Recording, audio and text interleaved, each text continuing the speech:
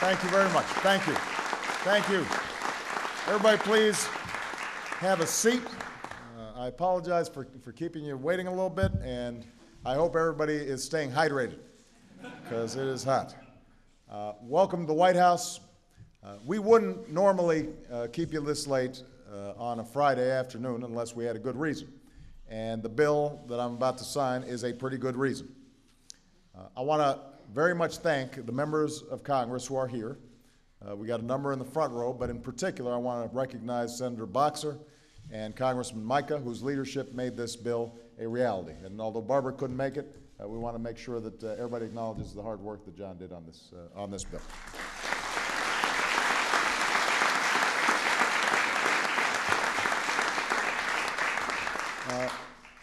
Now, we're doing this late on Friday afternoon because I just got back from spending the past 2 days talking with folks in Ohio and Pennsylvania about how our challenge as a country isn't just to reclaim all the jobs that were lost to the recession, although obviously that's job number one.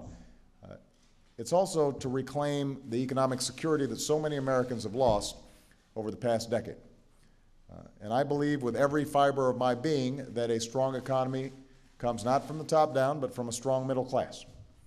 That means having a good job that pays a good wage, a home to call your own, health care, retirement savings that are there when you need them, a good education for your kids so that they can do even better than you did.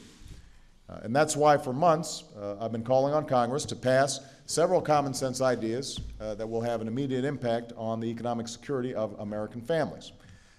I'm pleased that they've acted, and the bill I'm about to sign will accomplish two ideas that are very important for the American people.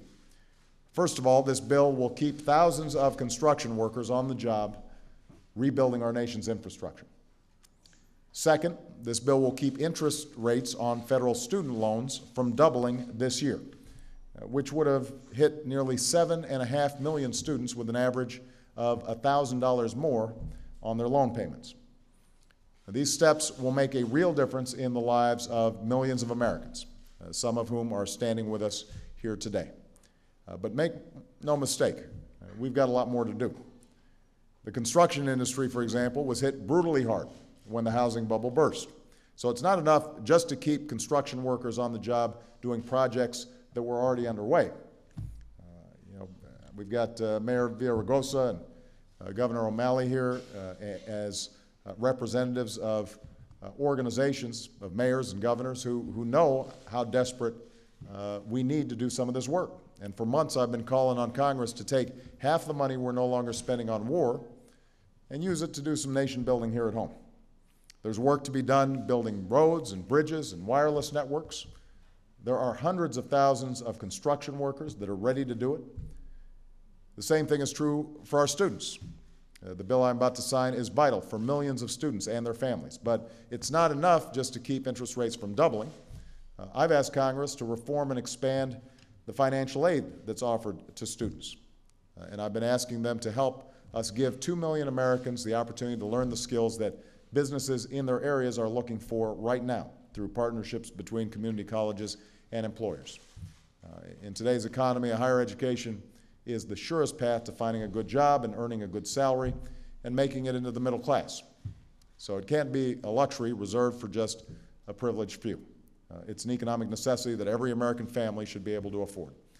So this is an outstanding piece of business, and I'm very appreciative of the hard work that Congress has done on it. My hope is that this bipartisan spirit spills over into the next phase, that we can start putting more construction workers back to work, not just those that were already on existing projects who were threatened to be laid off, but also getting some new projects done that are vitally important to communities all across the nation and that will improve our economy, as well as making sure that now that we've prevented a doubling of student loan rates, we actually start doing more to reduce the debt burden that our young people are experiencing.